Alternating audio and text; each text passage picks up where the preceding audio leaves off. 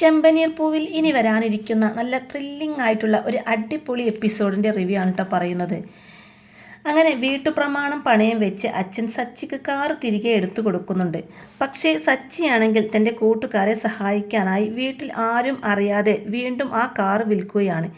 ശേഷം ഒരു ഓട്ടോ വാടകയ്ക്ക് എടുത്ത് ഓടിക്കുകയാണ് സച്ചി ഓട്ടോ ഓടിച്ചു പോകുന്നതൊക്കെ നമ്മുടെ ചന്ദ്രമതി കാണുന്നുണ്ട് കേട്ടോ. ആ കാര്യം ചന്ദ്രമതി വീട്ടിൽ വന്ന് അച്ഛൻ്റെ അടുത്ത് ചെന്ന് പറയുന്നുണ്ട്. നിങ്ങളല്ലേ ആ സച്ചിക്ക് കാറ് തിരിച്ചെടുത്തു കൊടുത്തത്, പിന്നെന്തിനാ അവൻ ഓട്ടോ ഓടിക്കുന്നത്? നിങ്ങളോട് പറയാതെ അവൻ ആ കാറ് വിറ്റെന്നാ തോന്നുന്നത്. ഇതിനാണോ വീട്ടുപ്രമാണം പണയം വെച്ച് അവന് കാറ് വാങ്ങിച്ചു കൊടുത്തത് എന്നൊക്കെ പറഞ്ഞ് ചന്ദ്രമതി അച്ഛനോട് ദേഷ്യപ്പെടുമ്പോൾ, ചന്ദ്രൻ നീ ഒന്ന് സമാധാനപ്പെട്, അവനൊന്ന് ഇങ്ങോട്ട് വന്നോട്ടെ, ഞാൻ ചോദിക്കാം അവനോട് എന്ന് മറുപടി പറയുന്നുണ്ട് അച്ഛൻ. രേവതിയാണെങ്കിൽ മാർക്കറ്റിലേക്ക് പോയപ്പോൾ അവിടെ വെച്ച് സച്ചി ഓട്ടോക്കാരൻ്റെ വേഷത്തിൽ നിൽക്കുന്നത് ദൂരെ നിന്ന് കാണുന്നുണ്ട്. സച്ചിയേട്ടനല്ലേ ആ നിൽക്കുന്നത്, എന്തിനാ ഓട്ടോ ഓടിക്കുന്നത്, അദ്ദേഹത്തിൻ്റെ കാർ ഇതെവിടെ പോയി എന്നൊക്കെ ആലോചിച്ചു കൊണ്ട് രേവതി വീട്ടിലേക്ക് നടക്കുകയാണ്. വീട്ടിലെത്തിയപ്പോൾ തന്നെ ചന്ദ്രമതിയാണെങ്കിൽ നല്ല ദേഷ്യത്തിലിരിക്കുന്നുണ്ട്. എടി, നിന്നെ കല്യാണം കഴിക്കുന്ന സമയത്ത് സച്ചി നല്ല നിലയിലായിരുന്നു, ഇപ്പോൾ നിൻ്റെ അതേ നിലയിലെത്തി അവനും. അവൻ്റെ കാർ ഇപ്പോൾ ഓട്ടോ ആയി മാറി. എടി, സച്ചി ആ കാർ എന്ത് ചെയ്തു എന്നൊക്കെ ചന്ദ്രമതി ചോദിക്കുമ്പോൾ അച്ഛൻ വന്നിട്ട് പറയുന്നുണ്ട്, ചന്ദ്രേ, ഞാൻ ചോദിക്കാമെന്ന് നിന്നോട് പറഞ്ഞതല്ലേ, പിന്നെ നീ എന്തിനാ തിരക്ക് കാണിക്കുന്നത്? തുടർന്ന് രേവതിയോടായിട്ട്, രേവതി, സച്ചി ഓട്ടോ ഓടിക്കുന്ന കാര്യം നിനക്കറിയാമോ എന്ന് ചോദിക്കുകയാണ് അച്ഛൻ. ഇല്ല അച്ഛാ, ഞാൻ ഇന്ന് മാർക്കറ്റിൽ പോയപ്പോഴാണ് ആ കാഴ്ച കണ്ടതെന്ന് രേവതി പറയുമ്പോൾ, ഓ, അവൾ കള്ളം പറയുന്നതാ, ഇവൾക്കെല്ലാം അറിയാം, ഇവൾ നമ്മളോട് പറയാതിരിക്കുന്നതാ എന്നൊക്കെ ചന്ദ്രമതി പറയുന്നുണ്ട്. ഞാൻ അറിഞ്ഞെങ്കിൽ അറിയട്ടെ അമ്മേ. അല്ല, സച്ചിയേട്ടൻ ഓട്ടോ ഓടിക്കുന്ന കാര്യം അമ്മ എങ്ങനെ അറിഞ്ഞു എന്ന് രേവതി ചോദിക്കുമ്പോൾ, അത് കാണുന്നവരൊക്കെ എന്നോട് പറഞ്ഞു, 1-2 പേരൊന്നുമല്ല, ഈ നാട് മൊത്തം എന്നോട് പറഞ്ഞു എൻ്റെ മകൻ ഓട്ടോക്കാരനായി എന്ന്. അങ്ങനെ ചന്ദ്രമതി പറയുന്നത് കേട്ട് സച്ചി അങ്ങോട്ടേക്ക് വരുന്നുണ്ട്. നിങ്ങൾക്ക് എന്തെങ്കിലും ചോദിക്കാനുണ്ടെങ്കിൽ അത് എന്നോട് ചോദിക്ക്, എന്തിനാ അവളെ ചോദ്യം ചെയ്യുന്നത്? ഇപ്പോൾ ഞാൻ ഓട്ടോ ഡ്രൈവർ തന്നെയാ, അതിനെന്താ എന്നൊക്കെ ചോദിക്കുന്നുണ്ട് സച്ചി. ആൻറ്റി, ഇത്രയും നാളിത് വീട്ടിൽ പറയാതെ ഇവൻ മറച്ചു വെച്ചു. സുധി ജോലിക്ക് പോവാത്തത് അവൻ മറച്ചു വെച്ചപ്പോൾ ഇവനല്ലേ എല്ലാവരെയും വിളിച്ചറിയിച്ചത്. ഇപ്പോൾ ഇവൻ കാർ വിറ്റത് ഇവൻ മനഃപൂർവ്വം മറച്ചു വെക്കുന്നതാ. സച്ചി ചെയ്താൽ ശരി, മറ്റുള്ളവർ ചെയ്താൽ അത് തെറ്റ്. ഇതെങ്ങനെ ശരിയാവും എന്ന് പറയുന്നുണ്ട് കേട്ടോ ശ്രുതി എന്ന് പറഞ്ഞുകൊണ്ട് ശ്രുതി അങ്ങോട്ടേക്ക് വരുന്നുണ്ട്. ശ്രുതി, വേണ്ട, സച്ചിയേട്ടൻ എന്ത് ചെയ്താലും അതിന് തക്കതായ കാരണമുണ്ടായിരിക്കുമെന്ന് രേവതി പറയുമ്പോൾ, ഇവൻ മാത്രം വലിയ സിദ്ധൻ, ഇത്രയും നാൾ ഇവൻ ഞങ്ങളെയൊക്കെ പറ്റിച്ചില്ലേ, നിങ്ങളിതൊക്കെ കേട്ടിട്ടും ചുമ്മാ ഇരിക്കുന്നോ എന്ന് ചന്ദ്രമതി ചോദിക്കുമ്പോൾ, ഇവൻ കാർ വിറ്റ കാര്യം ഞങ്ങളോട് ആരോടും പറഞ്ഞില്ല, അപ്പോൾ ഇവൻ ചെയ്തത് തെറ്റ് തന്നെയാണെന്ന് സുധിയും പറയുമ്പോൾ അച്ഛൻ ഇടപെടുകയാണ് കേട്ടോ. സച്ചി, നീ കാറ് വിറ്റെന്ന് പറഞ്ഞത് ശരിയാണോ? നീ ആ കാറിനെ എത്രത്തോളം സ്നേഹിച്ചതായിരുന്നു എന്ന് എനിക്കറിയാം. ഇവർ പറഞ്ഞത് ശരിയാണോടാ? നീ എന്തിനാ കാറ് വിറ്റത്? എന്നിട്ട് ഇപ്പോൾ ഓട്ടോ ആണ് ഓടിക്കുന്നത് എന്നൊക്കെ അച്ഛൻ ചോദിക്കുമ്പോൾ, സത്യമാണച്ചാ, ഞാൻ ഇപ്പോൾ ഓട്ടോ ആണ് ഓടിക്കുന്നത്, ചില പ്രശ്നങ്ങൾ വന്നു, അതുകൊണ്ടാണ് കാറ് വിറ്റത്. അത് പറഞ്ഞാൽ അച്ഛൻ കൂടുതൽ വിഷമിക്കും. കാറ് വിറ്റ കാരണം മാത്രം അച്ഛൻ എന്നോട് ചോദിക്കരുത്. ഞാൻ അധ്വാനിച്ചിട്ട് തന്നെയാണ് ഇപ്പോഴും ജീവിക്കുന്നത്, അല്ലാതെ സുധിയെ പോലെ ഭാര്യയെ പറ്റിച്ചിട്ടല്ല എന്നൊക്കെ പറയുന്നുണ്ട് സച്ചി. ആ കാറ് എൻ്റെ വീട്ടിലെ പ്രമാണം വെച്ചിട്ടാണ് വാങ്ങിച്ചു തന്നത്. അപ്പോൾ കാറ് വിറ്റ ക്യാഷ് എൻ്റെ അടുത്ത് തരണം, അല്ലെങ്കിൽ എന്നോട് പറയണമായിരുന്നു. ആ പണം എവിടെ? നിന്റെ ഭാര്യയ്ക്ക് സ്വർണം വാങ്ങിക്കാനല്ലേ നീ കാറ് വിറ്റത് എന്ന് പറഞ്ഞ് ബഹളം വെക്കുന്നുണ്ട് ചന്ദ്രമതി. അപ്പോൾ അത് കേട്ട് രേവതി പറയുന്നുണ്ട്, അമ്മേ, കാറ് വിറ്റിട്ട് എനിക്ക് സ്വർണം വാങ്ങിക്കേണ്ട ആവശ്യമൊന്നുമില്ല എന്ന് പറയുമ്പോൾ, അത് എൻ്റെ വീടിൻ്റെ പ്രമാണം വെച്ച ക്യാഷാണ്. ആ ക്യാഷ് എവിടെ? അതെനിക്ക് വേണമെന്ന് പറയുന്നുണ്ട് ചന്ദ്രമതി. അപ്പോൾ സച്ചി പറയുന്നുണ്ട്, തരാം, ആദ്യം നിങ്ങളുടെ മൂത്ത മകൻ എടുത്തു കൊണ്ടുപോയ 35 ലക്ഷം രൂപയില്ലേ, അതവൻ തിരിച്ചു തന്നാൽ എൻ്റെ ക്യാഷ് ഞാൻ ഉടനെ സെറ്റിൽ ചെയ്യാം. അച്ഛാ, അമ്മയുടെ ക്യാഷ് ഒന്നും എനിക്ക് വേണ്ട, ആ ക്യാഷ് ഞാൻ ഉടനെ തിരിച്ചു തരും എന്ന് പറഞ്ഞ് അവിടെ ഒന്നും പോവാണ് കേട്ടോ സച്ചി. പിന്നീട് സച്ചി പൂ കെട്ടാനുള്ള വലിയ ഓർഡറുമായിട്ട് രേവതിക്കരികിലേക്ക് വരികയാണ്. രേവതി, കല്യാണ ജോഡികൾക്കുള്ള പൂ കെട്ടണം, 1000 മാലക്കുള്ള ഓർഡറാണ് കിട്ടിയിരിക്കുന്നത്. പിന്നെ അഡ്വാൻസ് ആയിട്ട് 1 ലക്ഷം തന്നിട്ടുണ്ട്, ബാക്കി പൂ കെട്ടിയതിന് ശേഷം തരൂ. 2 ദിവസത്തിനുള്ളിൽ 1000 മാല കെട്ടിയിരിക്കണം, വലിയ ഓർഡറാണ് കിട്ടിയിരിക്കുന്നത് എന്നൊക്കെ പറഞ്ഞ് സച്ചി ആ 1 ലക്ഷം രേവതിയുടെ കയ്യിൽ കൊടുക്കുന്നുണ്ട്. അയ്യോ സച്ചിയേട്ടാ, 2 ദിവസത്തിനുള്ളിൽ ഞാൻ എങ്ങനെ 1000 മാല കെട്ടും? നിങ്ങൾ തമാശ പറയുന്നതാണോ? ഒരു മാലയ്ക്ക് 500 രൂപ വെച്ചാണ് ഞാൻ വാങ്ങുന്നത്, അപ്പോൾ 1000 മാലയ്ക്ക് 5 ലക്ഷം രൂപ തരണം എന്നൊക്കെ രേവതി പറയുന്നുണ്ട്. മോനെ, ഇത് വലിയ ഓർഡറാണല്ലോ എന്ന് അച്ഛൻ ചോദിക്കുമ്പോൾ, അഡ്വാൻസ് വാങ്ങിയില്ലേ അച്ഛാ, മാല കൊടുത്തേ പറ്റൂ, വേണ്ടെങ്കിൽ പറഞ്ഞേക്ക്, അഡ്വാൻസ് ഞാൻ തിരിച്ചു കൊടുത്തോളാം, ഈ ഓർഡർ നമുക്ക് ക്യാൻസൽ ചെയ്യാമെന്ന് സച്ചി പറയുമ്പോൾ, അതൊന്നും വേണ്ട സച്ചിയേട്ടാ, പെട്ടെന്ന് മാല കെട്ടി തുടങ്ങാം. നാളെ തന്നെ പൂ മാർക്കറ്റിൽ പോയി ആവശ്യമുള്ള പൂക്കളൊക്കെ വാങ്ങിക്കണം.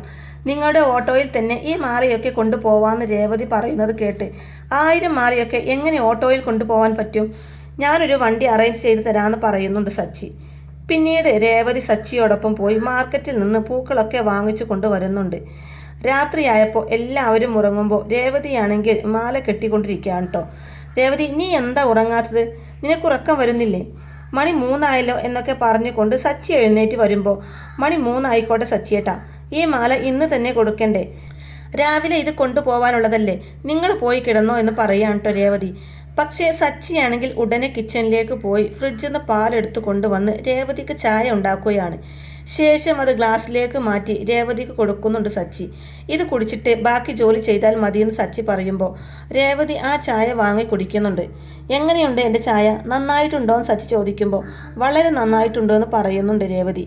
അയ്യോ, മധുരം ഇടാൻ മറന്നുപോയല്ലോ, ഞാൻ ഇട്ടിട്ട് വരാമെന്ന് സച്ചി പറയുമ്പോൾ അതൊന്നും വേണ്ട സച്ചിയേട്ടാ, മധുരം ഇട്ടില്ലെങ്കിൽ എന്താ പ്രശ്നം? നിങ്ങൾ കാണിക്കുന്ന ഈ സ്നേഹം അത് മാത്രം മതി എനിക്ക്. നിങ്ങൾ റൂമിൽ പോയി ഇറങ്ങാൻ നോക്കുമെന്ന് രേവതി പറയുമ്പോൾ, ഇല്ല രേവതി, നീ പൂ കെട്ടിയ ശേഷമേ ഞാനും ഉറങ്ങുന്നുള്ളൂ എന്ന് പറഞ്ഞ് അവിടെ നിൽക്കുകയാണ് സച്ചി. അങ്ങനെ അടുത്ത ദിവസം സച്ചി മാലയൊക്കെ വാങ്ങി ഒരു വണ്ടിയിലാക്കി കൊണ്ടുപോവുകയാണ്. കൃത്യസമയത്ത് കല്യാണ മണ്ഡപത്തിൽ ആ മാലയൊക്കെ എത്തിച്ചപ്പോൾ ക്യാഷ് സച്ചിക്ക് നേരെ നീട്ടുന്നുണ്ട് കേട്ടോ മുതലാളി. എൻ്റെ ഭാര്യയാണ് സർ പൂവിൻ്റെ ഓണർ, അവളുടെ കയ്യിൽ കൊടുത്താൽ മതി ക്യാഷ് എന്ന് സച്ചി പറയുമ്പോൾ ആ 5 ലക്ഷം രൂപ രേവതിയുടെ കയ്യിൽ കൊടുക്കുകയാണ് അവർ. സച്ചിയുടെ സ്വഭാവം ഇഷ്ടപ്പെട്ട മുതലാളി ഇനി മുതൽ എല്ലാ വലിയ ഓർഡറുകളും രേവതിക്ക് തന്നെ കൊടുക്കാമെന്ന് തീരുമാനിക്കുന്നുണ്ട് അദ്ദേഹം. രേവതി ആ 5 ലക്ഷം നേരെ അച്ഛൻ്റെ കയ്യിൽ കൊണ്ടു കൊടുക്കുമ്പോൾ, ഇതെനിക്ക് വേണ്ട മോളെ, നീ അധ്വാനിച്ച ക്യാഷായത്, ഇത് നിന്റെ കയ്യിൽ തന്നെ വെച്ചാൽ മതി എന്ന് പറഞ്ഞ് അച്ഛൻ ആ ക്യാഷ് വാങ്ങിക്കുന്നില്ല കേട്ടോ. ശരി അച്ഛാ, പക്ഷേ ആദ്യം അച്ഛൻ ഈ ക്യാഷ് വാങ്ങിയിട്ട് ഞങ്ങളെ അനുഗ്രഹിക്കണം എന്ന് രേവതി പറയുന്നത് കേട്ട് അച്ഛൻ ചന്ദ്രമതിയെയും കൂട്ടി അവരെ അനുഗ്രഹിക്കുകയാണ്. ഇതുപോലെ ഒരു സച്ചിയും രേവതിയും ഒരുപാട് ക്യാഷ് സമ്പാദിക്കുമെന്നും പറയുന്നുണ്ട് അച്ഛൻ. പിന്നീട് ആ ക്യാഷ് രേവതിക്ക് തന്നെ അച്ഛൻ തിരിച്ചു കൊടുക്കുമ്പോൾ രേവതി അത് കൊണ്ടുപോയി അലമാരയിൽ പൂട്ടി വെക്കുകയാണ്. അത് കണ്ട് ചന്ദ്രമതി വന്ന്, ഈ ക്യാഷ് എനിക്ക് തരേണ്ടതാണ്, ഇതെനിക്ക് അവകാശപ്പെട്ടതാ, പൂക്കടയുടെ പേര് വെച്ചിരിക്കുന്നത് ചന്ദ്രമതി എന്നല്ലേ, അതുകൊണ്ടാണ് ഇവൾക്ക് ഇത്രയും വലിയ ഓർഡർ കിട്ടിയത് എന്നൊക്കെ ചന്ദ്രമതി രേവതി കേൾക്കാനായി പറയുന്നുണ്ട്. ഇത്രയും ക്യാഷ് കിട്ടിയിട്ട് അതിൽ നിന്ന് മരുന്ന് വാങ്ങാൻ പോലും എനിക്ക് 1 രൂപ പോലും ഇവൾ തന്നില്ല. അത് കേട്ട് ദേഷ്യം വന്ന രേവതി ഉടനെ തന്നെ റൂമിലേക്ക് പോകുന്നുണ്ട്. അപ്പോൾ അത് കണ്ട് ശ്രുതി പറയുന്നുണ്ട്, ആൻറ്റി പറഞ്ഞത് അവൾക്ക് ശരിക്കും കൊണ്ടിട്ടുണ്ട്, അവൾ ക്യാഷ് എടുക്കാൻ പോയിരിക്കുകയാണ്, എല്ലാം ആൻറ്റിയുടെ കയ്യിൽ തന്നെ അവൾ കൊണ്ടുതരുമെന്ന് പറയുമ്പോൾ ചന്ദ്രമതിക്ക് വലിയ സന്തോഷമാവുന്നുണ്ട്. രേവതിയാണെങ്കിൽ അലമാര തുറന്ന് ക്യാഷ് എല്ലാം എണ്ണി തിട്ടപ്പെടുത്തുകയാണ്. അതിനുശേഷം ചന്ദ്രമതിയുടെ അടുത്തേക്ക് അവൾ വരുന്നുണ്ട്. കിച്ചണിലെ ജോലിയെല്ലാം ഞാൻ ചെയ്തു തീർത്തിട്ടുണ്ട്, എനിക്ക് ടൗണിലേക്ക് പോകാനുണ്ടെന്നും പറഞ്ഞ് അവൾ പണവുമായി അവിടെ നിന്നും ഇറങ്ങി പോകുന്നുണ്ട്. കണ്ടില്ലേ, കയ്യിൽ ക്യാഷ് വന്നയുടനെ അവളുടെ സ്വഭാവം മാറി. ഇനി അവൾ ആ ക്യാഷ് എനിക്ക് തരില്ലേ മോളെ എന്നൊക്കെ ചന്ദ്രമതി പറയുമ്പോൾ, അല്ല ആൻറ്റി, അവൾ ക്യാഷ് തരുന്നല്ലേ ഞാൻ വിചാരിച്ചത്, അവൾ ആ ക്യാഷ് എടുത്തുകൊണ്ട് എങ്ങോട്ട് പോയതായിരിക്കും എന്നൊക്കെ ശ്രുതി ചോദിക്കുന്നുണ്ട്. മൊത്തം ക്യാഷും അവളുടെ അമ്മയുടെ കയ്യിൽ കൊടുക്കാൻ പോയതായിരിക്കും.